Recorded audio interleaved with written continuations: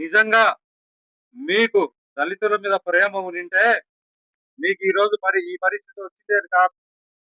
ప్రతిపక్ష హోదా కూడా లేకుండా 11 సీట్లకు పరిమితం చేశారు. నిజంగా వాళ్ళు ఎంతో నమ్మి ఆ రోజు 2019లో మీకు ఓటేస్తే మీరు గొంతు కోసారు. దాదాపు 200 మందికి పైగా దళితులను మీరు దారుణంగా హతమార్చారు.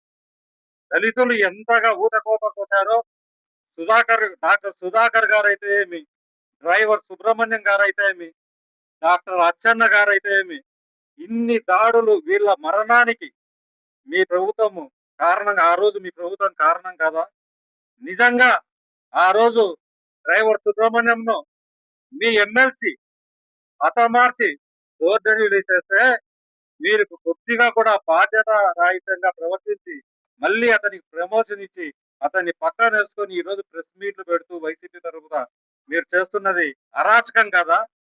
వైసీపీ 5 ఏళ్ల పాలనలో దగ్గర దగ్గర 56,981 దాడులు జరిగాయి. 2014-19తో పోలిస్తే వైసీపీ హయాంలో దళితుల మీద జరిగిన దాడి 10 రెట్లు ఎక్కువ.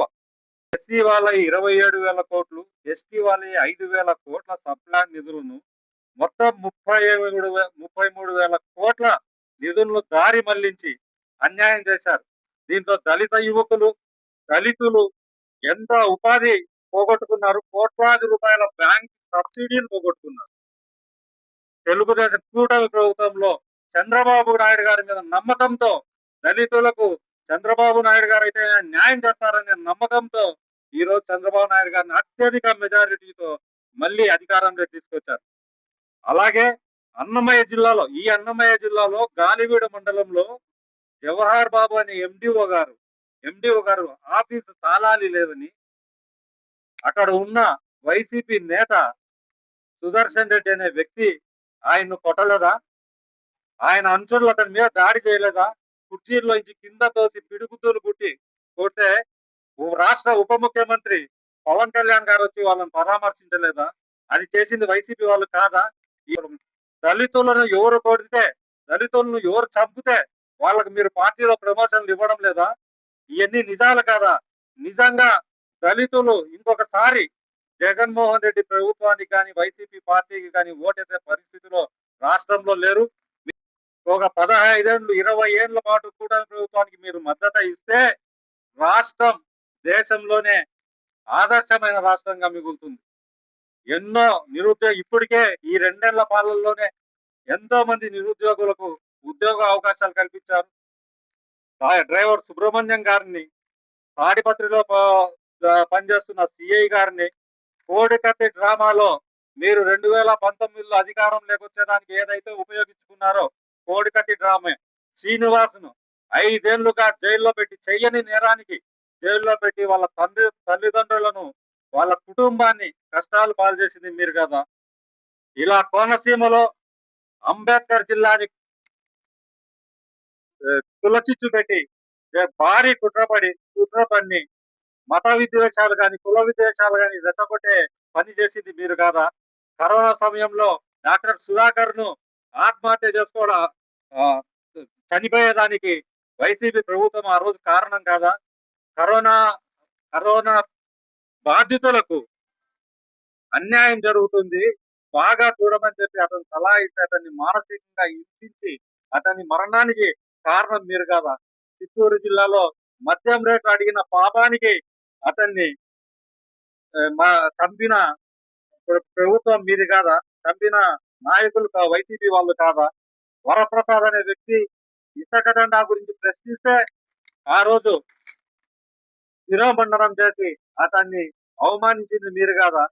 డాక్టర్ అచ్చెన్న అనే పశుసంవర్ధక శాఖలో వెటర్నరీ డిప్యూటీ డైరెక్టర్ గా కులం పేరుతో వేధించి హతమార్చింది మీరు కాదా.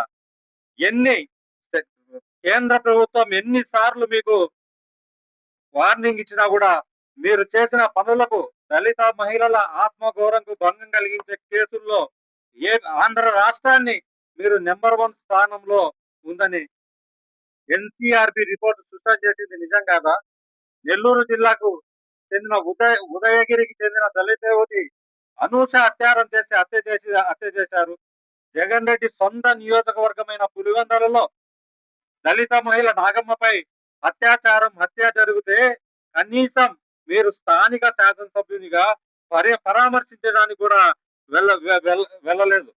మళ్ళీ టీడీపీ దళిత నాయకుల పైన ఎస్సీ ఎస్టీ అట్రాసిటీ కేసులు నమోదు చేశారు. అనంతపురం ధర్మవరంకు చెందిన జాతీయ స్థాయి జూనియర్ క్రీడాకారులైన స్నేహలత అనే దళిత యువతిపై హత్య చేసింది వైకాపా గుండాలు కదా. డాక్టర్ అనితారాణి అనే మహిళ డాక్టర్ వైకాపా నేతలు నిర్బంధించి వేధించి అసభ్య పదజాలంతో దూషించింది వైసీపీ నేతలు కదా. ఆ రోజు వైసీపీ ప్రభుత్వంలో జరిగింది కదా. రాజమండ్రిలో 10వ తరగతి చదువుకున్న 16 ఏళ్ల దళిత బాలిక గ్యాంగ్ రేప్ జరిగితే ఆ రోజు వైసీపీ ప్రభుత్వం ఎలాంటి చర్యలు తీసుకోపోగా ఆ కుటుంబానికి అన్యాయం చేసింది నిజం కాదా? దళితులంటే జగన్మోహన్ రెడ్డికి నిజంగా ప్రేమ లేదు. ఎలక్షన్లలో అతనికి అవసరం పడినప్పుడు 2014లో 2019లోకి అధికారంలోకి రావడానికి దళిత మభ్యపెట్టి ఆ రోజు కళ్ళబుల్లి మాటలు చెప్పి అధికారంలోకి వచ్చిన తర్వాత ఇన్ని అరాచకాలను దళితుల మీద చేసి మళ్ళీ అధికారంలోకి వచ్చి 2019లో పూర్తిగా దళితులకు అన్యాయం చేశారు. మళ్ళీ మీరు ప్రజల్లోకి వచ్చి మళ్ళీ 2029లో అధికారంలోకి రావాలనే ప్రయత్నంలో మీ మాటలు నమ్ముతారని మీరు దళితులకు, మైనారిటీలకు, బీసీ వర్గాలకు కథలు చెప్తున్నారు. వాళ్ళు నమ్మే పరిస్థితుల్లో లేరు. ఖచ్చితంగా మళ్ళీ కూడా మీకు బుద్ధి చెప్తారు.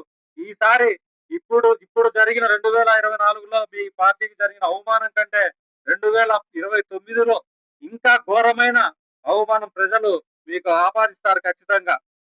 నిజంగా దళితులందరికీ, రాష్ట్రంలో ఉండే దళితులందరికీ ఒకటే విజ్ఞప్తి, వైసీపీ పార్టీ నాయకులు గాని, వాళ్ళ పార్టీకి సంబంధించిన మనుషులు గాని దళితులకు రెచ్చగొట్టే మాటలు చెప్పినా, వాళ్ళను మభ్యపెట్టే మాటలు చెప్పినా మీరెవ్వరూ నమ్మకండి.